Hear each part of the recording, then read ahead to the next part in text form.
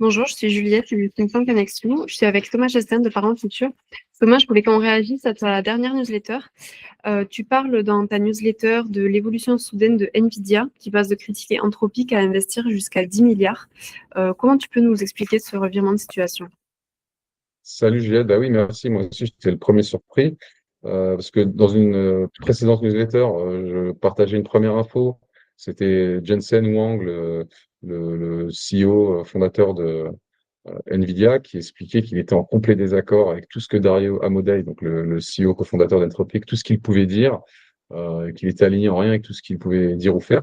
Donc je me suis dit, oula, ces deux-là vraiment. Et ça avait du sens parce qu'en fait, jusqu'à ce jour, euh, Anthropic avait levé des fonds principalement avec Google et comment dire et Amazon, mais pas avec d'autres et pas avec Nvidia. Donc je me suis dit, ah d'accord, ils sont bien opposés. Et puis qu'est-ce que j'apprends quelques semaines plus tard? Nvidia investit 10 milliards dans Anthropic. Et là, je cite Jensen Huang, hein, le CEO d'Nvidia, il disait c'est un rêve qui devient réalité. Vous savez, j'admire le travail d'Anthropic et de Dario depuis très longtemps. Donc, je suis ravi qu'on puisse comme ça collaborer dans un partenariat très large, etc. Donc là, je me suis dit, mais qu'est-ce que c'est que ce délire, quoi? Donc, je pensais qu'il y avait vraiment des clans très distincts. Et en fait, on s'aperçoit que c'est une espèce de grande mafia de l'IA où ils investissent tous les uns dans les autres. Il y a beaucoup de deals qu'on qualifie de circulaires. Donc, par exemple, Nvidia va investir dans OpenAI, mais OpenAI, avec cet argent, qu'est-ce qu'il va faire? Il va acheter des puces à Nvidia. Donc, c'est de l'argent qui tourne en rond, en fait.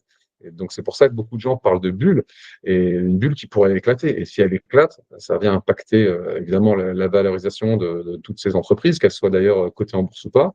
Ça veut dire qu'elles ont plus de mal à recruter derrière, elles ont plus de mal à investir. Ça vient jeter un froid sur tout le développement de l'IA. Et eux, évidemment, ils n'y ont pas intérêt. Donc autant certains acteurs vont être très concurrents les uns des autres, mais au final, on s'aperçoit qu'ils sont quand même tous dans le même bateau. Ils ont tous intérêt à ce que voilà, l'IA ait une belle image et que l'IA se développe parce qu'ils en profitent tous assez largement et il y a tellement encore à faire qu'il y a de la place. Ils considèrent qu'il y a sans doute encore de la place pour eux tous. Donc, alors, il y a quand même des boîtes qui sont opposées. Par exemple, OpenAI est quand même en concurrence assez frontale avec Anthropic et avec, on va dire, les modèles de Google. Mais on va voir qu'il y a plusieurs acteurs. Parce qu'NVIDIA, eux, ils produisent des puces. Donc, en fait, eux, ils ont intérêt à vendre des puces à tout le monde, d'une certaine manière. Google, Oracle, Amazon et Microsoft, eux, en plus de vouloir développer des modèles d'IA, alors c'est un peu moins vrai pour Oracle, mais en fait, eux, ils fournissent aussi de l'accès via le cloud à de la puissance de calcul. Donc, en fait, indépendamment même de l'IA, eux, ils ont intérêt à vendre leur puissance de calcul. En fait, ces gens-là, ils achètent des puces à NVIDIA et ils installent ça dans des fermes de serveurs et après ils vendent de la puissance de calcul à tous les autres acteurs, notamment à OpenAI, à Anthropic et d'autres. Donc en fait, ces fournisseurs de cloud, ils ont aussi intérêt à ce que ça continue. Et puis après, on a ceux qui produisent des modèles, donc OpenAI, Anthropic, mais il y a aussi Google qui produit des modèles, il y a aussi Microsoft, il y a même Amazon dernièrement, donc c'est à n'y plus rien comprendre encore. Donc là, je voudrais juste partager une ressource intéressante. C'est un widget qu'a mis sur pied le JDN. On peut voir qui investit dans qui et c'est bien de le voir en image. Alors, je vais juste partager mon écran là-dessus. Hop. Alors voilà. Et donc, ce qui est intéressant, c'est de voir, donc sur cette première image, on voit,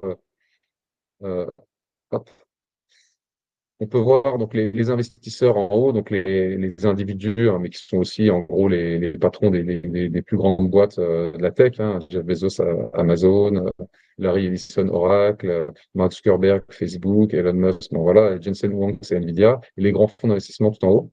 Les géants de l'IA, qui ne sont pas tous logés à la même enseigne, hein, parce qu'on retrouve les grands géants historiques du digital, que sont Amazon, Google, Meta, Microsoft, Oracle encore plus vieux, puis les nouveaux labos que sont Anthropic, OpenAI, et puis XAI de Musk, hein, on l'oublie aussi, et puis Nvidia, le vendeur de puces. Lui, il est vraiment dans un monde à part. Puis toutes les startups en dessous, mais ça, je vais m'en parler. Donc là, si je prends Anthropic, on voit qu'il y a plein de flèches violettes qui convergent vers Anthropic, tous ceux qui ont investi. Donc en fait, on s'aperçoit que Anthropic, il y a Amazon, Google, Microsoft, Nvidia qui a investi dedans. Donc c'est assez incroyable parce que tous ces acteurs peuvent être concurrents par ailleurs, mais ils se retrouvent quand même à investir dans Anthropic. Après, si je regarde Nvidia, eux, ils ont investi dans Anthropic, dans OpenAI et dans xAI. Voilà.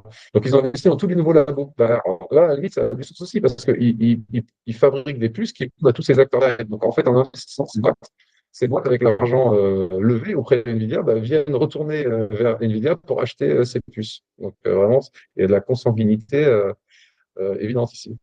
Et si je regarde OpenAI, là, c'est Microsoft qui a investi, Nvidia, des grands fonds de la Silicon Valley en ville. Et puis, eux-mêmes, OpenAI, alors, à la différence de beaucoup d'autres acteurs, ils investissent dans énormément de startups de l'IA. Donc, ils ont une politique très agressive, alors qu'ils sont très jeunes eux-mêmes. Hein.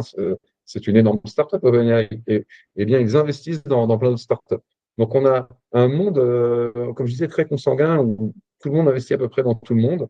Les seules grosses oppositions que je vois, on va dire, c'est entre OpenAI xAI, avec xAI, c'est Elon Musk, qui déteste Sam Altman. Donc ça, il y a une vraie opposition tranchée entre les deux. Et puis Anthropic, qui est aussi un jeune labo. Donc ces trois nouveaux labos sont vraiment en concurrence les unes avec les autres. Mais pour ce qui est des géants historiques, eux, ils sont en train d'assurer leurs arrières et d'investir un peu dans tous les autres. C'est ça qui est intéressant. Et il y a un acteur sur lequel je vais finir, c'est Google. Lui, il est extraordinaire parce qu'il est intégré de A à Z. En fait, ils conçoivent aussi eux-mêmes leurs puces. Alors, ce ne sont pas les GPU, on appelle ça les TPU, Tensor Processing Unit. Ce sont des puces spécifiquement conçues pour l'IA. Donc, ils les utilisent très largement pour entraîner leur propre modèle et elles sont beaucoup moins énergivores à travail égal que les GPU de NVIDIA. Donc, Google, ils ont tout internalisé. Ils ont les puces qu'on conçoit. Alors, ils continuent aussi d'acheter des puces d'NVIDIA, ils ont tellement de besoins, mais ils éditent aussi leurs propres puces. Ils ont bien sûr leur data center, Google, puisqu'ils en vendent même sous la forme du cloud à nous tous. Ils ont leur propre modèle avec le dernier Gemini 3 qui est sorti la semaine dernière et qui a fait passer en tête de la plupart des classements. Donc une énorme claque à OpenAI.